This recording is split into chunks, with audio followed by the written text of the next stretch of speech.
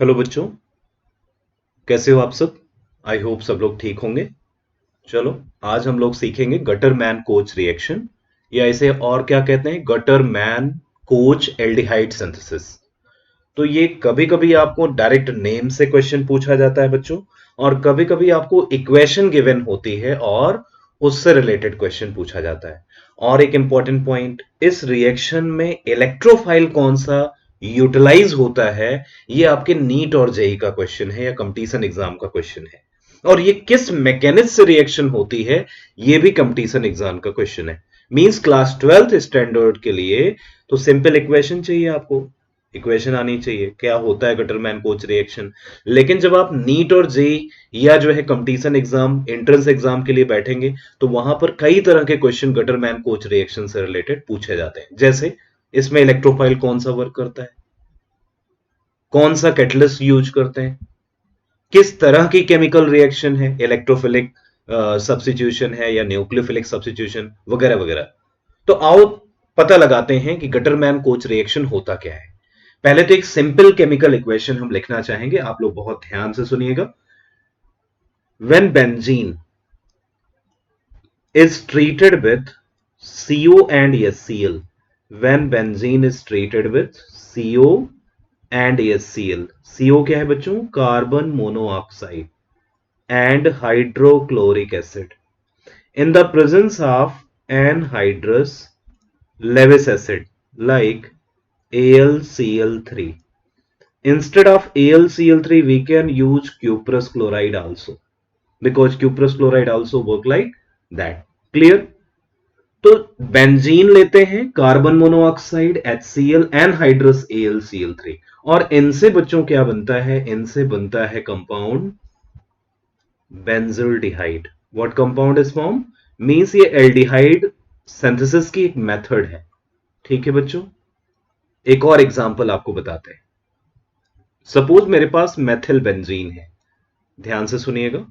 मेरे पास methyl benzene means टॉल्वीन है। कौन सा कंपाउंड है बच्चों, टॉल्वीन। ठीक है, TOLUENE। टॉल्वीन को हमने अगर CO और HCl से ट्रीट कर दिया बच्चों, CO and HCl in the presence of anhydrous AlCl3 और CuCl, and heating is also required. On heating, what product is formed? Benzaldehyde derivative. क्या बनेगा बच्चों, बेंजोल्डिहाइड डेरिवेटिव। क्योंकि जो मेथिल है वो आर्थो पैरा डायरेक्टिंग ग्रुप है। मेथिल क्या है बच्चों, आर्थो पैरा डायरेक्टिंग ग्रुप है, इसलिए ये CHO ग्रुप आपका कहां जुड़ रहा है, पैरा पोजीशन पर, क्योंकि para position least sterically hindered position है। और ये मेथिल ग्रुप आपका जो है हाइपर कॉन्जुगेटिव ग्रुप है, पॉजिटिव H ग्रुप है। They increases electron density on ortho and para position. ठीक है जी। और एक एग्जांपल कर लेते हैं। मान लो एग्जाम में हमें क्वेश्चन पूछा गया कंपटीशन एग्जाम में कि बच्चों मेरे पास है मेथॉक्सी बेंजीन मींस एनीसॉल। इसको क्या कहते हैं बच्चों, एनीसॉल।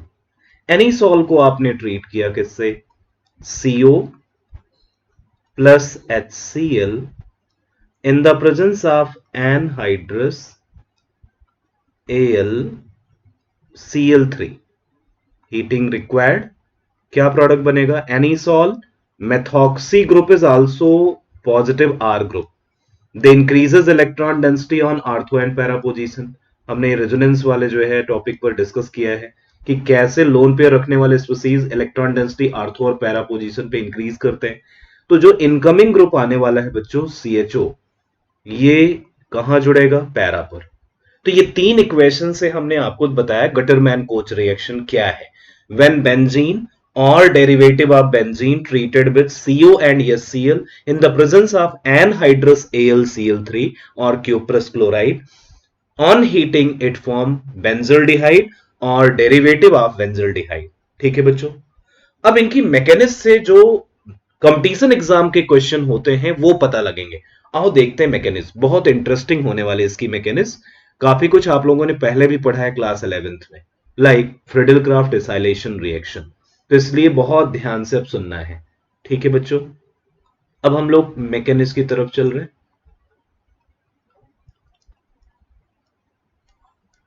CO and HCl when combined together, it form very unstable compound HC double bond OCl. Is it clear? और ये अनस्टेबल है, ये क्या है बच्चों? Unstable. It is only prepared in Situ. Situ का क्या सेंस है? जिस वेसल में केमिकल रिएक्शन कराने चल रहे हैं उसी रिएक्शन में तुरंत प्रिपेयर करेंगे और तुरंत यूटिलाइज करेंगे। क्लियर है बच्चों? ये बहुत ही अनस्टेबल कंपाउंड है। और इसमें क्लोरीन पर कैसा चार्ज है? Partial minus. और इस कार्बन पर कैसा चार्ज है बच्चों? Partial plus. Means carbon chlorine bond कैसा है? पोलर। और ऑक्सीजन पर भी पार्शियल नेगेटिव है। अब ध्यान से सुनो बच्चों, पहला स्टेप इसमें क्या होगा? ये तो CO और HCl जब आप वेसल में मिक्स करेंगे तो ये बन जाएगा अनस्टेबल कंपाउंड। ये अनस्टेबल कंपाउंड लेविस एसिड से कंबाइन करेगा। अच्छा, क्वेश्चन आता है क्यों कंबाइन करेगा? बहुत सिंपल आंसर है, क्योंकि कार्बन और क्लोरीन बॉन्ड कैसा है बच्चों? पोलर। और पोलर बॉन्ड जब लेविस एसिड के संपर्क में आते हैं, कांटेक्ट में आते हैं, लेविस एसिड का मतलब है इलेक्ट्रॉन डिफिशिएंट स्पीसीज। इलेक्ट्रॉन की बड़ी कमी है बच्चों, 6 इलेक्ट्रॉन वाला सिस्टम है। कितने इलेक्ट्रॉन इसके पास? 6 इलेक्ट्रॉन सिस्टम। कितने की नीड है बच्चों ऑक्टेट पूरा करने के लिए? 2 इलेक्ट्रॉन की। तो ये जो है क्लोरीन भाई साहब को प्रलोभन देता है, कहता है क्लोरीन जी आप कार्बन का जो है साथ छोड़कर मेरे साथ चले चलो। अच्छा, क्लोरीन पहले से जो है पोलराइज था, कार्बन क्लोरीन में झगड़े पहले से ही थे, तो पोलराइज होने की वजह से जो एल्युमिनियम है वो इनको बड़े आसानी से तोड़कर निकाल ले जाता है। तो क्लोरीन अपना इलेक्ट्रॉन तो बच्चों ये वाला ले ही जाता है, कार्बन का भी इलेक्ट्रॉन छीन कर ले जा रहा है। किसके वेकेंट ऑर्बिटल में? एल्युमिनियम साहब के। ये एल्युमिनियम के वेकेंट ऑर्बिटल में इलेक्ट्रॉन ट्रांसफर कर दिया, ठीक है, प्रलोभन देने पर। अब इलेक्ट्रॉन ट्रांसफर होने के बाद इनका जो काउंटर पार्ट था, पार्टनर, वो बेचारा इलेक्ट्रोफाइल में कन्वर्ट हो गया। किस में कन्वर्ट हो गया बच्चों? HCO+। अब ये एक नीट का और जेई का इंपॉर्टेंट क्वेश्चन है कि गटरमैन कोच रिएक्शन में इलेक्ट्रोफाइल क्या है। तो अब आंसर मिल गया। ये क्या है बच्चों? इलेक्ट्रोफाइल। क्या है? इलेक्ट्रोफाइल। इलेक्ट्रॉन डिफिशिएंट स्पीसीज को क्या कहते हैं? इलेक्ट्रोफाइल। अब बच क्या गया? AlCl4 minus. मींस क्लोरीन जो है एल्युमिनियम ट्राइक्लोराइड के साथ जुड़कर AlCl4 बना लिया। अब ये इलेक्ट्रोफाइल कोई इलेक्ट्रॉन रिच सेंटर ढूंढेगा, क्योंकि इसको इलेक्ट्रॉन की नीड है। अब इनसे जो है इनकी मुलाकात बेंजीन से होती है, और बेंजीन तो इलेक्ट्रॉन रिच सेंटर है ही। बेंजीन में पाई इलेक्ट्रॉन क्लाउड खूब अवेलेबल हैं। तो जैसे ही ये जो है इलेक्ट्रोफाइल से मिलते हैं, तुरंत ही कहते हैं मैं आपके लिए रेड कारपेट बिछा रहा हूं, आप आइए, आपका स्वागत है, मोस्ट वेलकम। तो जैसे ही ये जो है इनके अप्रोच में आते हैं बच्चों, सपोज ये जुड़ना चाहते हैं इस कार्बन पर, इस कार्बन पे जुड़ना चाहते हैं, तो बेंजीन भाई साहब कहते हैं मैं सर आपके लिए रेड कारपेट बिछा रहा हूं, मींस मैं अपना पाई इलेक्ट्रॉन आप पर जो है समर्पित कर दे रहा हूं। क्लियर हुआ? मींस ये पाई इलेक्ट्रॉन यहीं शिफ्ट हो गया, और ऐसे जो है शिफ्टिंग को हम कहते हैं positive electromeric effect. Class 11th में सीखा है आपने। अब बच्चों क्या क्या रिजल्ट आया? अच्छा, बेंजीन के हर कार्बन पर हाइड्रोजन होता है, इतना तो सभी को पता है, क्योंकि बेंजीन का फॉर्मूला क्या होता है? C6H6। क्यों बच्चों? इसमें तो कोई कंफ्यूजन नहीं। इसका मतलब बेंजीन के हर कार्बन पर हाइड्रोजन है कि नहीं?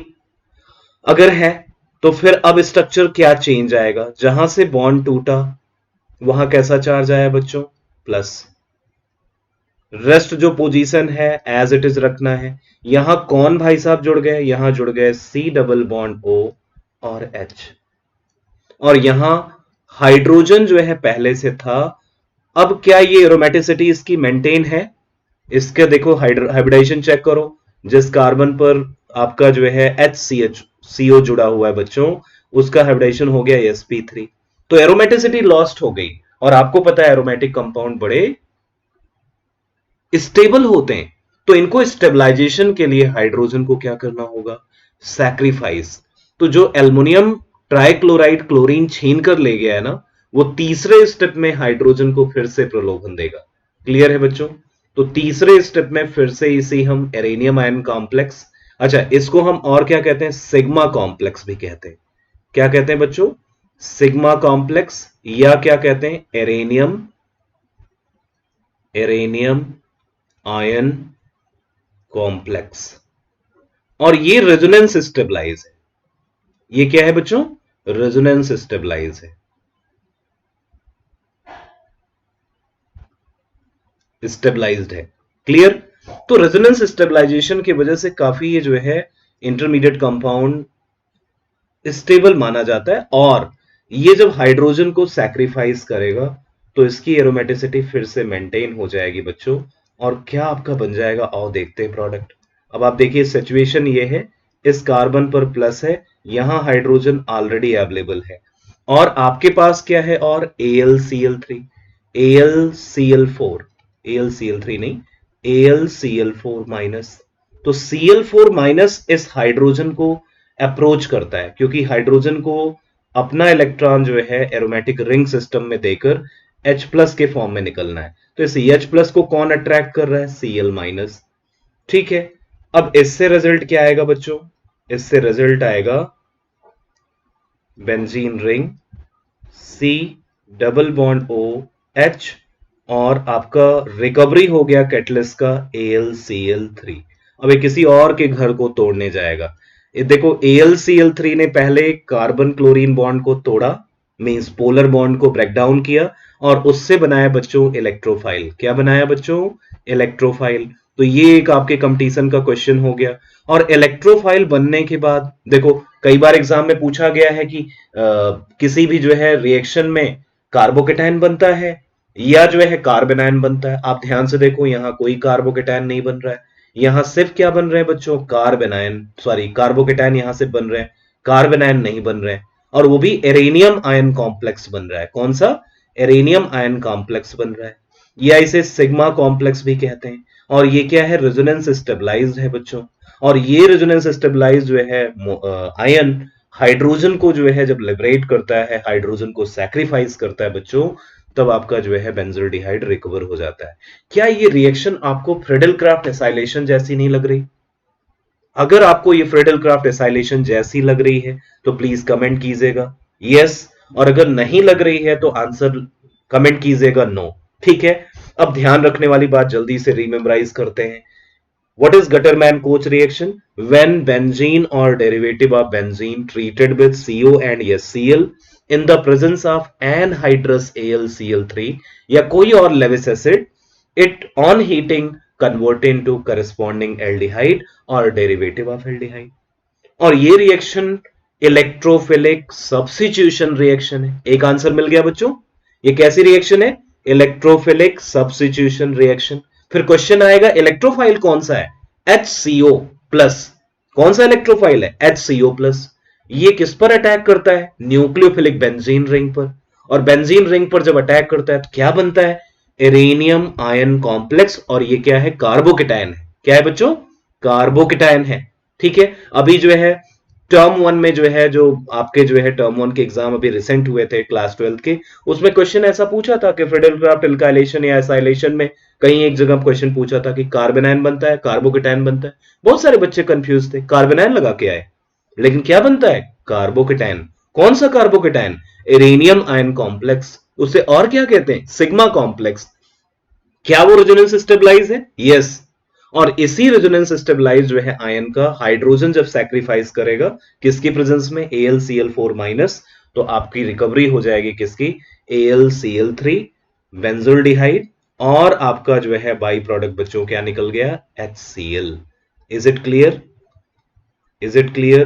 तो इसका मतलब जल्दी से रीमेमोराइज फिर से कर लें। When benzene treated with CO plus HCl in the presence of anhydrous AlCl3, on heating it convert into benzaldehyde. What is byproduct? Byproduct is HCl। Is it clear? चलो, अगर ये जो है आपको समझ में आया, आपको हमने आपको जो है समझाने में जो कोशिश की मैं सफल हुआ, तो प्लीज लाइक कीजिए, और अपने जो है जो भी फ्रेंड हैं आपके उनको जो है इसको सब शेयर करिए बच्चों, जिससे उनको भी इसका बेनिफिट मिल पाए। Thank you very much. जय भारत।